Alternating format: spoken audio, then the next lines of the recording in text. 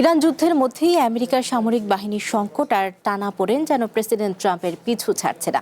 এবার সামনে এসেছে দেশটির সেনাবাহিনীর প্রধান ড্যান ড্রিসকলের পদত্যাগের খবর।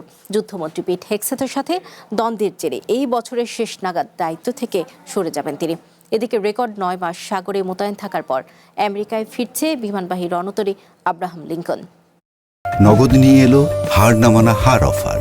সর্বনিম্ন 10,000 টাকা রেমিটেন্স নগদে পাঠালে থাকছে স্বর্ণের হার জেতার সুযোগ।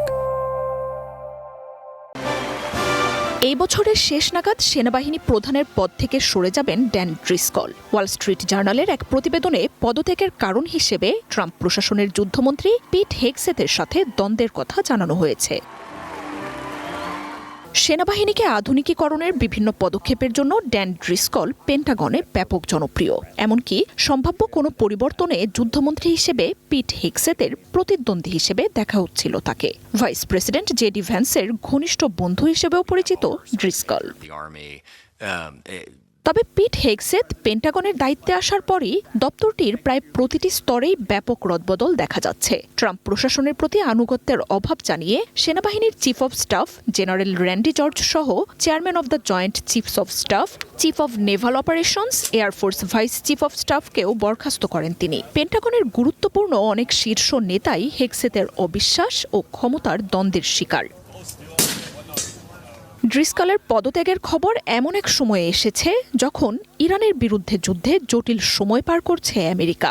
গোয়েন্দা ও সামরিক বাহিনীর গুরুত্বপূর্ণ পদগুলো থেকে একাধিক শীর্ষ নেতাকে সরিয়ে দেয়া হলেও সেগুলোতে এখনো পুনঃনিয়োগ দেওয়া হয়নি। এর মধ্যেই এই মাসেই হোয়াইট হাউস ও ট্রাম্প প্রশাসনের গুরুত্বপূর্ণ পদগুলো থেকে সরে যাওয়ার ঘোষণা দিয়েছেন ক্যারোলিন লিভিট সহ বেশ কয়েকজন। এদিকে রেকর্ড 9 মাস সাগরে মোতায়েন থাকার পর আমেরিকায় ফিরছে বিমানবাহী রণতরী ইউএসএস আব্রাহাম লিঙ্কন।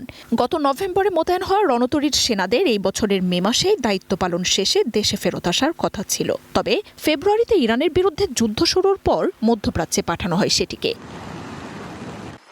রণতরীতে থাকা প্রায় 5,000 সেনাদের মানসিক সমস্যা, আত্মহত্যার চেষ্টা, খাবার সহ নিত্য প্রয়োজনীয় সরবরাহের তীব্র ঘাটতি সহ নানা সংকটে গত কয়েকদিনে আলোচনার কেন্দ্রে পরিণত হয় আব্রাহাম লিঙ্কন। প্রেসিডেন্ট ট্রাম্প ও যুদ্ধমন্ত্রী পিট হেগসেথ সেসব অভিযোগ অস্বীকার করলেও বিকল্প আরেকটি বিমানবাহী রণতরী পাঠানোর পর ফেরত আনা হচ্ছে আব্রাহাম লিঙ্কনকে।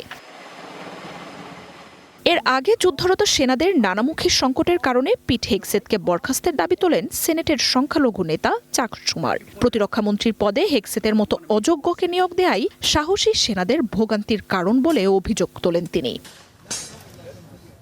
মার্জিয়া উপমা, ওয়ান ইন্টারন্যাশনাল ডেস্ক।